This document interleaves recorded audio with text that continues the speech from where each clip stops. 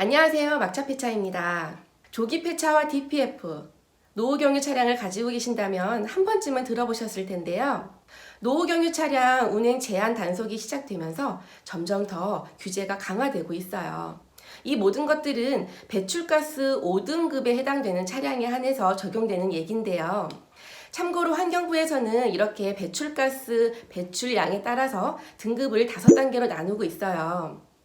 크게 전기차와 수소차는 1등급이고요. 그리고 하이브리드 차는 1에서 3등급까지. 그리고 휘발유차와 가스차 같은 경우에는 1에서 5등급까지. 그리고 마지막으로 경유차는 3에서 5등급으로 이렇게 분류를 하고 있습니다.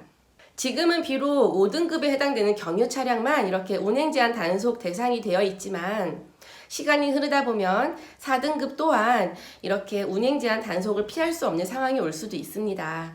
그러니까 나는 해당이 되지 않는다고 생각하지 마시고 관심 있게 봐주셨으면 좋겠어요. 이렇게 5등급 경유 차량을 소유하고 계신 분이라면 반드시 조기 폐차나 배출가스 저감 장치 장착 혹은 저공해 엔진으로 개조를 꼭 하셔야만 하는데요.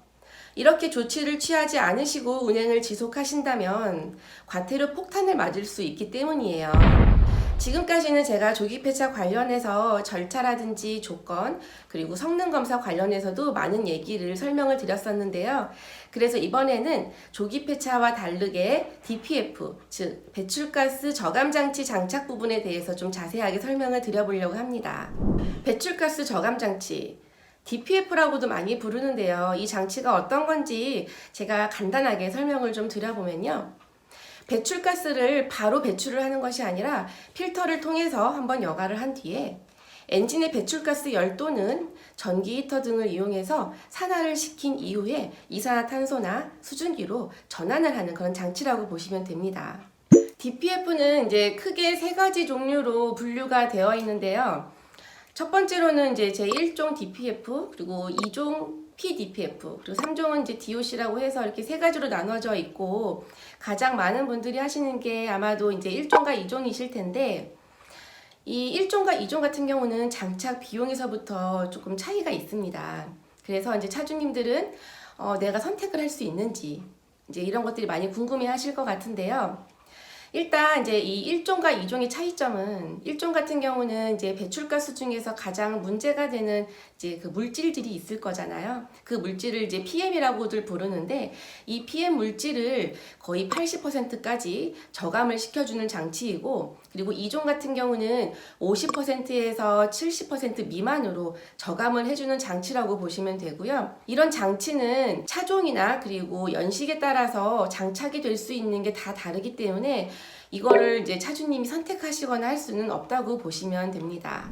매연 저감 장치는 국가 보조금과 개인 부담금을 합해서 장착을 하실 수 있는데요. 개인 부담금 같은 경우는 약 10%에서 17% 정도의 비용이 발생을 하게 되는데 SUV나 승합차 같은 경우는 약 25만 원에서 50만 원 정도의 금액이 발생한다고 보시면 되고요. 이보다 더 큰 차량 같은 경우는 비용이 조금 더 많이 발생할 수는 있어요.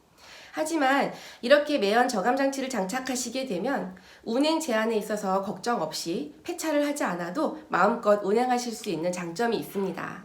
그리고 국민기초생활보장법에 의해서 생계, 의료, 주거, 교육급여 수급자라든지 아니면 차상위 계층 수급자분들이 소유하고 계신 차량들은 생계형 차량으로 분류를 하고 있기 때문에 이런 차량들은 따로 자기 부담금 없이 매연 저감 장치를 장착할 수 있도록 안내를 해드리고 있습니다.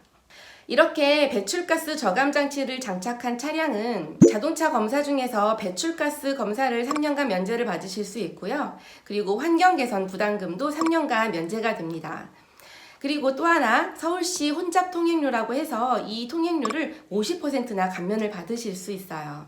그런데 이렇게 DPF가 장점만 있느냐? 그건 아니겠죠. 일단 배출가스 매연 저감 장치인 이 DPF를 장착을 하시게 되면 10개월에 한 번 혹은 10만 킬로에 한 번씩은 꼭 반드시 이 필터 클리닝을 받으셔야 되는데요. 만약에 이 필터 클리닝을 진행하지 않게 된다면 출력이나 연비 저하가 올 수도 있고요. 가장 큰 문제는 성능이 저하가 돼서 큰 문제가 발생할 수 있습니다. 하지만 다행인 건 이 DPF를 장착을 하시게 되면 3년이라는 보증 기간이 있다고 합니다. 그래서 이 기간만큼은 클리닝 비용을 전액 무상으로 지원을 하고 있다고 하고요. 그 이후라도 이제 지자체마다 약간 다른 점이 있을 수는 있지만 일종의 안에서는 1년에 한 번씩은 이제 무상으로 지원도 하고 있다고 하니까 참고하시면 될 것 같고요. 그래도 이제 매번 이렇게 클리닝을 위해서 어딘가 방문을 해야 된다는 것이 좀 여간 귀찮은 일은 아니겠죠. 그리고 배출가스 저감 장치를 장착하거나 저공해 엔진으로 개조를 하는 경우에는 출력이나 연비 같은 것들이 5% 내로 저하가 될 수 있다고 하니까 이렇게 장착이나 개조를 하기 전에 이 부분에 대해서는 좀 많은 고민을 좀 해보실 필요가 있을 것 같아요. 그리고 이제 일부 차종 같은 경우는 아직까지도 매연 저감 장치가 개발이 되지 않은 차종들이 있어요. 이런 경우 또한 운행을 하셨다가 과태료가 부과가 되더라도 유예가 된다고 하니까 참고하시면 될 것 같습니다. 매연 저감 장치 같은 경우는 의무적으로 2년은 꼭 사용을 하셔야 되는데요. 만약에 다른 문제로 인해서 2년을 채우지 못하고 그 이전에 탈거를 하셔야 된다면 받으셨던 보조금을 기간별로 계산해서 다시 회수를 하기 때문에 이 점은 참고를 하셔서 진행을 하셨으면 좋겠습니다. 차주가 고의로 매연 저감 장치를 탈거를 하는 경우에는 형사고발이 될 수 있으니까 이 점은 꼭 주의하셔야 되고요. 탈거를 하시게 되면 반드시 이 장치는 반납을 하셔야만 합니다. 특별하게 뭐 천재지변이라든지 이러한 이유로 인해서 반납이 불가한 경우라면 증빙 서류를 제출하셔야 되기 때문에 꼭 이 점은 참고하시고 반납을 하셔야 된다는 점 잊지 마셨으면 좋겠어요. 그럼 보조금 회수율이 어느 정도 되는지 한번 말씀을 드려볼게요. 2년 이상 당연히 사용하신다면 보조금 회수율은 0%이기 때문에 위약금 발생하지 않고요. 장착한 지 3개월 미만이라면 70%, 그리고 1년 미만이라면 55%, 1년 반 미만이라면 40%, 2년 미만이라면 20%에 해당되는 위약금이 발생하니까 이 점은 참고해서 진행하셨으면 좋겠습니다. 노후경유차가 운행 제한에 있어서 자유로울 수 있는 또 다른 방법, 조기폐차입니다.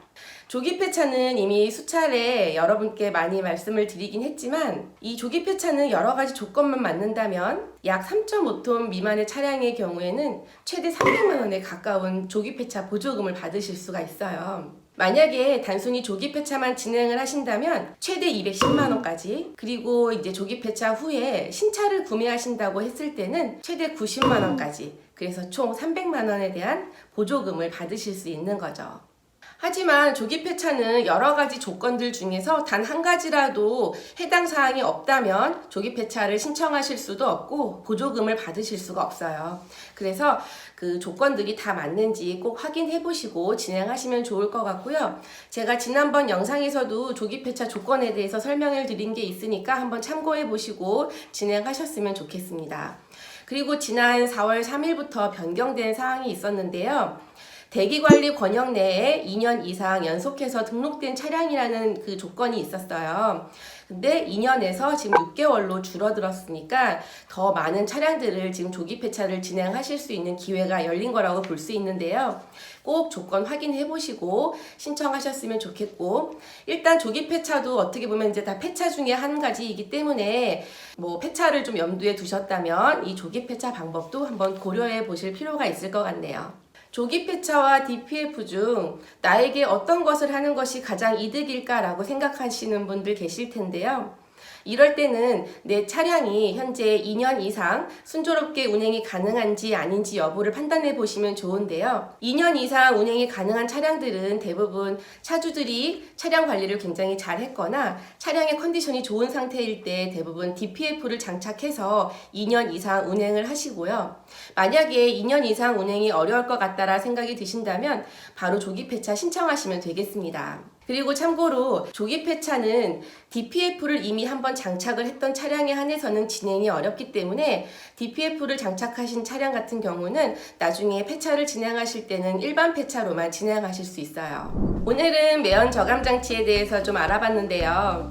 현재 그 DPF 장착을 대기하시는 분들도 굉장히 많다고 들었어요. DPF 장착을 신청하셨어도 장착 이전이라면 조기 폐차로 변경이 가능하시니까 만약에 이 DPF에 대한 장단점을 제대로 알지 못하고 신청하셨다면 변경하는 것도 한번 참고해 보시면 좋을 것 같아요. 지금까지 막차 폐차였고요. 다음에는 더 좋은 내용으로 다시 오겠습니다. 감사합니다.